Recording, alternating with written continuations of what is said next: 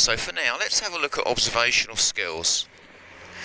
So we're picking up on the road signs, the road markings, the road condition, the position and movement of other road users.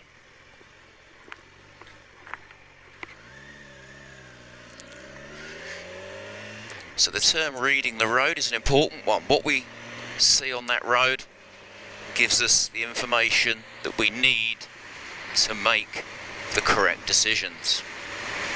So for example, I can already see those cyclists up the end of the road there. I can see the road bending round to the right. The sun's coming in currently from my right, so I've got shadows cast from my right. So shadows are an important part of our information, as are reflections if we get them. Road width is important. It's like I can't see over the brow of the hill, so why would I go shooting over there at the full 60 mile an hour if I'm at a national? It doesn't make sense. Got a junction just hiding around the corner here. You just see the give way lines for it. But early on, when I looked across the field, I could see the tree line, and it was very suggestive of another road coming up to meet me. So information like that is useful, and very often you'll see the road signs, a little finger sign pointing. I was just about to say, when I see a cyclist like that, I always expect a car to come straight round him. Unfortunately, the car driver was being very sensible and not overtaking on a bend, but it's not a given, is it? So we can see the finger sign there to that junction on the right, and I can see another one further down as well, and you can just see a break in the white lines on the curb. You can see the road bending round to the left, and this road is approximately 2 vehicles wide, but if it's 2 large vehicles, they'd struggle. So I'm also trying to get views across the fields and through the trees. That's what we call cross views. And where we can't see a section of road, it's called dead ground. So what I need to be doing is matching my speed to what I can see and what I can't see. So here I can see right across the field, and I can see the road going away there in the distance, but I can't see the section of road in between because it's hidden by hedges. And that's dead ground, and I don't know that that road is safe, so I have to have a bit of caution. Now looking across, I can see there's a hedgerow there, and there's one there, which is suggestive of a crossroads. One oncoming vehicle coming through the trees we can just see. And there we go, there's the junction. Always considering a horn warning, position needs to be away from the problems. And so our eyes are constantly sweeping the environment in front of us. And we're watching that road opening up, changing our focal length so we can assess by glancing the condition of the road surface. So here we are, it says slow, warning of the crossroads. You can see with the tree lines there's obviously a crossroads there, or quite potentially. I'm just going to reduce a little bit of speed and cover the horn button. Where do I want to be position wise? Well, certainly away from the junction to the right. Got a little bit of view from the one to the left. It's all good now, so away we go. I see so many bikers just tear across junctions and crossroads. Yeah, sure, it's your right of way, but it doesn't mean you're going to be safe. Unfortunately, you have to expect things to go wrong. I remember one of the phrases in roadcraft used to be, ride on what you can see, ride on what you can't see, and ride on what you can reasonably expect to happen. Well, I've sort of come across the conclusion in recent years, you should also ride on what you can not reasonably expect to happen. You know, some things are just so bizarre.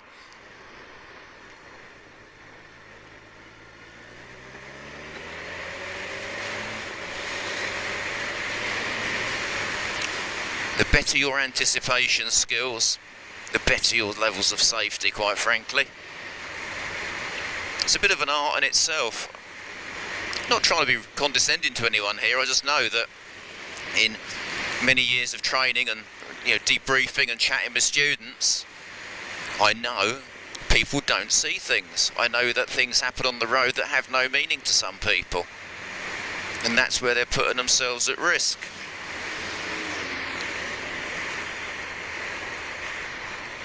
And if as trainers we can just change one thing in a rider that stops them from having a collision, it's worth it.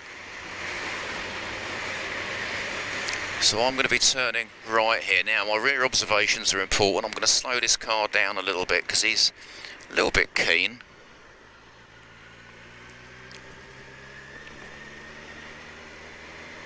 We don't want late braking.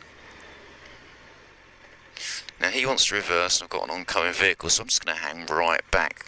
Creating space is a really good thing to do. That's lovely, good. Just make sure that car doesn't come out again. They do, I've seen them.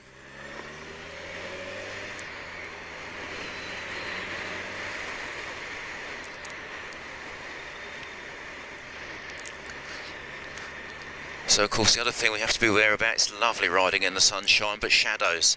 And whilst they give us information, they can also hide certain things as well. If you get into a very shaded area with trees, just be aware your eyes might take a moment to adjust, especially if you've got sunglasses or a visor down. You're going to have a brief moment of being almost blind into that hazard. So it's worth reducing your speed, letting your eyes to adjust and not taking a chance.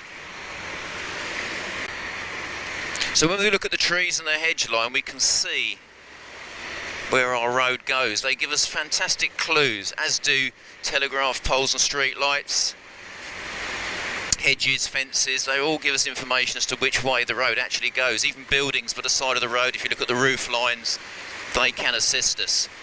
You can't rely exclusively on telegraph poles, of course, because they may go across fields sometimes, which will be quite interesting. But it's what we call clusters of information. So the more parts of the puzzle you've got, the clearer the picture. One thing our eyes can't be on a motorcycle is still. We cannot just stare into the distance or stare at one point, what we call target fixation. Target fixation is bad news. That's another reason why when we ride we have to be very relaxed. Motorcycling should be a relaxing experience in a way, although we need to be very sharp in what we do mentally. When you're sat on your bike you should be relaxed, and that way the bike will do the job that it's constructed to do, and they're very good at doing it. And that's why when we get tense on a motorcycle we have problems with cornering. Tension is really bad on a bike, as is stress. Because of course when we get stressed, anxious, nervous, we start making poor decisions, or our decision making ability drops massively. And the more nervous and anxious we get, the worse our fine motor skills become. Now of course we need fine motor skills because, as we said earlier on, the finesse with which we use the controls is so important. I'm just slowing off a little bit here. You know, this is quite blind to the left, and the cars coming towards us turn right there. There's not much of a view until the last minute on that junction, and for some reason they like to turn right without checking the road ahead is clear. So even though it's a 40 limit, I come up there a lot slower. Just coming away from the junction a little bit here. That car coming up there, they've just left a 70-mile-an-hour road. And that junction there had so many road signs. There was a lot of collisions where cars used to come straight across into the trees. You don't want to be in their path. It was an information overload. So whilst road signs are very helpful, too many will cause the brain not to function correctly, because it's just too much information to take in and you forget about controlling the vehicle. But as part of our observational skills, picking up on road signs and understanding them and reacting to them is key. If you don't understand a road sign, you won't react to it, and there aren't any road signs put up for no reason. They all do have a meaning. There's a reason for everything on the road. So here we can see, give way, 110 yards, reduce speed now, speed limit 40, the broken curb line there, being in a junction we can see the 30. Mini roundabout, sharp deviation of route to the left. There's just such a host of road signs. Early signal for the car behind, and as I say, we're going to have an early brake light and we're going to slow down just to control the vehicle behind so we hopefully don't get hit up the rear.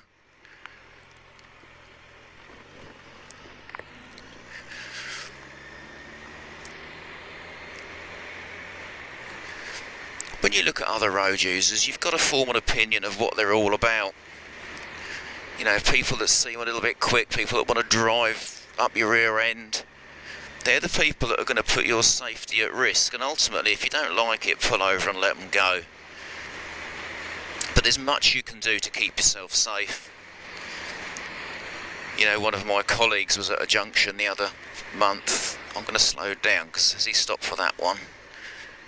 You know, I was just watching the driver, watching the steering wheel, watching the front wheels for motion, direction of turn. Lots of things I want to know. I want to know everything.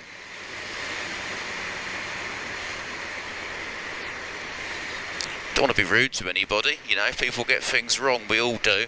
I just don't want to be hit by them.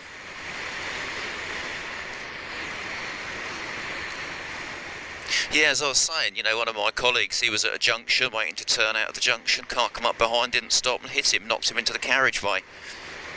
And that's a really common accident, unfortunately, on bikes. So it means that when you're approaching junctions, roundabouts, you want to make sure you keep checking those mirrors and don't become completely focused on the turn ahead. Rear observations are so important to your personal safety, and yet a lot of people, they're really lax with them. They don't check the mirrors enough. They may not even check their blind spots at the appropriate point. I like to check my mirrors every few seconds, and certainly before I do any manoeuvre. And if there's any risk of anything in my blind spot, I will check that. Let's just get a view before we decide to go past him.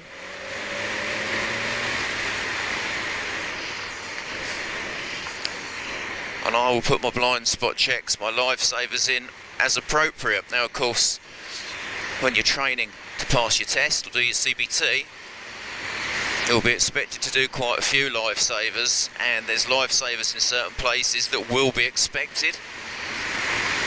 But once you've passed your test and you become more experienced, you get a little bit more leeway as to when you put those lifesavers in. And part of the reason is there's an expectation that you're much better with your mirrors. So you build up that mirror memory, so you know what's going on behind you.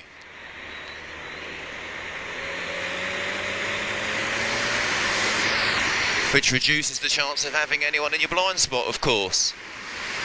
And we know that in urban areas where we're travelling slowly, lifesavers are very important, whereas when we're out on roads like this and we're travelling up towards the speed limit, we're aware of the traffic, the mirrors are doing the job. They're absolutely fine. The risk with doing too many lifesavers is you take your eyes off the traffic in front of you and the situation in front of you, and then you start to lose information. So a lifesaver can be dangerous if it's done at the wrong time in the wrong place. You've got to be quite choice in how you do them. Not to mention the fact that if you spin your head too harshly, you might upset your balance a little bit, especially at low speeds. Or if you're travelling at high speeds and you do that and the bike moves involuntarily on the road, you're going to be travelling across the wrong side of the road or to the central reservation or wherever it may be very rapidly. So already I can see that road sign down the end there. Got that little finger sign there warning me of the junction. Can see the pedestrian, being aware of the shadows. Quite a few road signs here. The most important one for me is oncoming vehicles in the middle of the road, followed by the series of bends. So what we're going to do is we're going to tuck into the left and reduce speed. I don't have to worry about the bridge height, although if something had come along there that was large and couldn't make it, there might be obstruction in the road, so we can't completely disregard it. So I'm looking right to the end of the road. I've already identified the give way sign, and I'm looking across. I can see that top road up there. We know we're still in national speed limit because we passed that sign earlier on. Now where the road's quite narrow here, I'm going to come into the left, and what I'm always aware of at junctions like this is gravel, so I'm going to slow down a little bit earlier. I'm going to use a signal. I've got one vehicle coming up behind. The reason I'm moving to the left there is in case the oncoming vehicle swings in a little bit on the tight side and comes across my side of the road. So we've got hazard lines in force on the middle of this road now then. We can see some road signs down there already. And I'm just having a look at the curvature of the road, quality of the road surface, any other road users looking across the field. Definitely a junction over there. I'm just going to ease off a little bit here, consider what gear I'm in, considering a warm morning. So when you think about the system we spoke about earlier on, as I identify a hazard, I take up what I believe to be the correct position, which the correct speed, making sure I'm in the correct gear, and then using the correct degree of acceleration. And sometimes that's just so fluid, it's just happening almost in the background.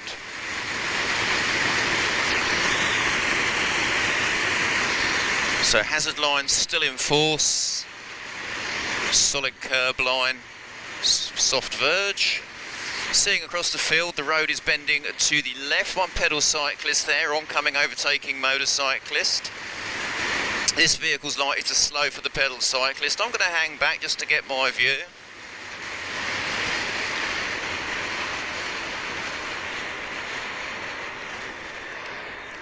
And then when he overtakes, I'm going to make sure he's completed the overtake before I commit to mine. I mean, I've got loads of room, but I want to make sure I've got somewhere to go.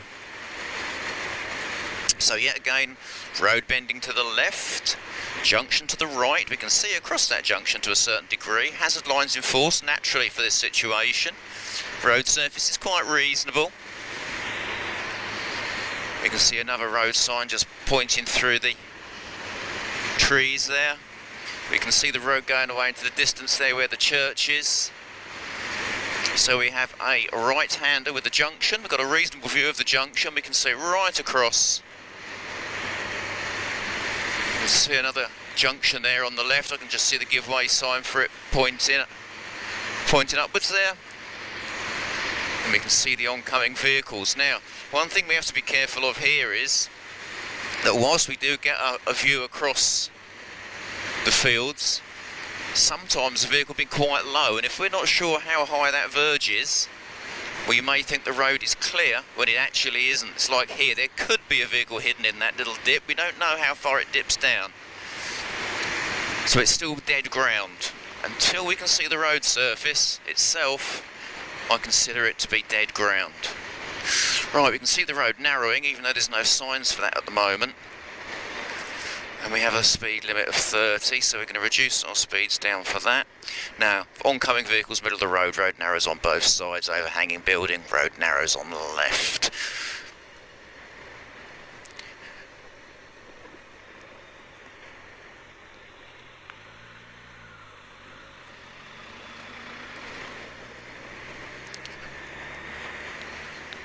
So of course here we've got lots of private driveways where a vehicle could merge into our path, a few little junctions to closes, you know, anything like that is somewhere where someone could pull out in front of us. So we've always got to regard it as a junction, and we have to take precautions so that we're safe. So we're now onto an unclassified road, no central road markings. Road surface is a little bit variable in places. Great suspension on this Kawasaki, but we still want to pick the nicest bit we can. Gravel there just coming into the carriageway a bit. Telegraph poles here, can't rely on them exclusively. I am looking at the verge and combining the two to get the idea of where the road goes to. We can see some signs up here for premises, and that suggests the road's going to bend out to the right quite a bit first. There it is. And as we're sort of going into the left-hand bend, we're just starting to lose the view of the road ahead. Slight overhanging trees and then a brow of a hill.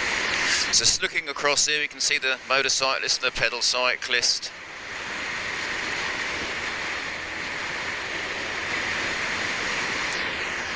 It's like when you see something like that, a pedestrian on the other side of the road. What if a car coming towards us at high speed can't stop for the pedestrian? What will he do? He'll come straight round that pedestrian, straight into your path.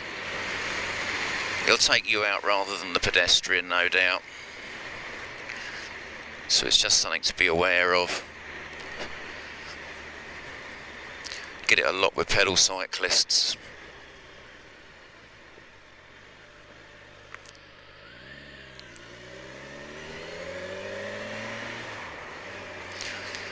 Very faded old road markings. This used to be a main road, of course now it's just a little spur out of a village. National speed limit applies, and we can see we have a giveaway junction ahead with the road bending to the right.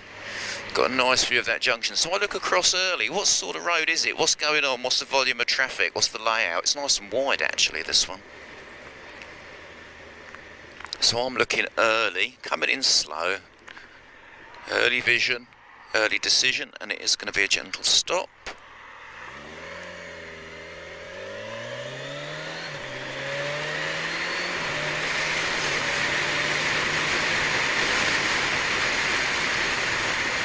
Road surface is quite reasonable.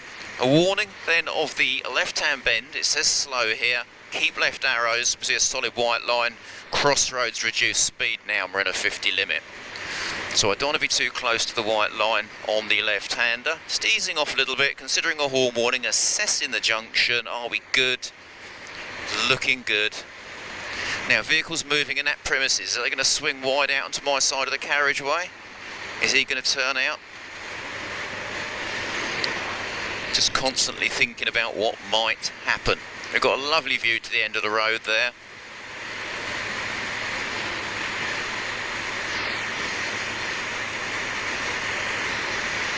And we can see that the central lane dividers are now going to change to hazard lines as we approach the warning for the junction into the wildlife park.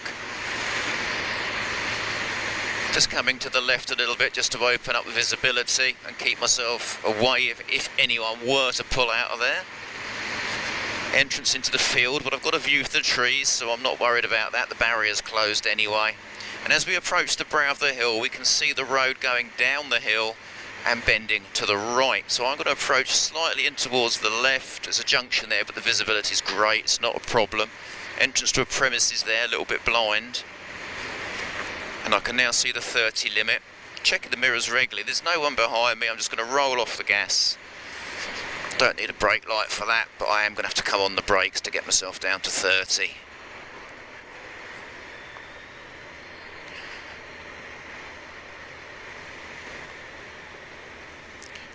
Just watching that car. Is she looking? Yeah, she's looked in my direction finally. So hazard line's still in force then. Got that bend there.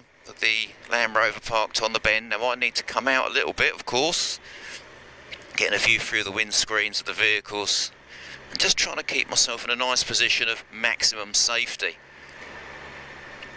So the greater space we have around us, the safer we are. We don't want to be too close to anything.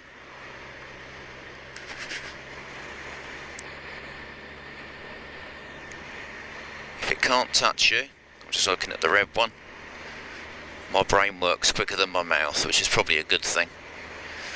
If it can't touch you, it can't hurt you. Yeah, it's a little bit tight there. There's no one in that vehicle.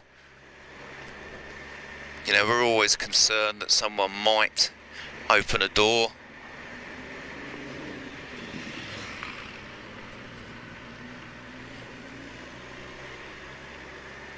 Quite a concealed junction there. Just coming away from that a little bit, and now we can see a series of bends. This is slow, solid white lines in force. Sharp deviation of route to the left.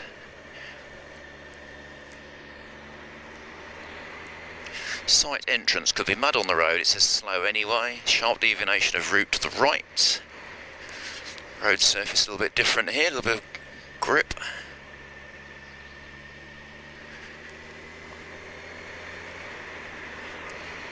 You can see where they've extended the 30 limit. That used to be the end of it there, but there's so many people ended up going in the ditch here, they've extended it. Still on the solid whites.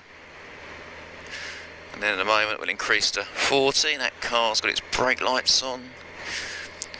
Stagger junction ahead. Hazard lines in force. Road surface still nice. What sort of view have I got? So I'm considering a horn warning. It says slow on the road, very faded. Just going to come away from that junction there. Now we've got a petrol station ahead. Yet again, these are risky areas. This is where someone can emerge into your path. So I want to be out towards the right to a degree, but not right in front of the oncoming traffic. And in fact, as I assess that forecourt, I don't actually need to be particularly out to the right. I'm quite happy with it. Observational mirror there. 50 limit. We can see that van in the distance showing us we've got a right hand bend ahead. We can already see the sharp deviation of route sign in the distance. That sign will probably flash at us. It's quite excitable, that one. No, not today. Amazing. So, road bends to the right, junction to our left, lorries turning, a warning. So we're just going to get a more flexible gear. At the moment it all looks lovely and quiet. Lovely view through there, another observational mirror. Okay, so we're nearly at the end of the ride now. In the next video I'll cover things in a little bit more detail. We may do some similar roads, but we'll certainly talk more about rear observations, we'll talk more about road positioning and keeping up with the theme of defensive riding. Take care, stay safe, and see you next time.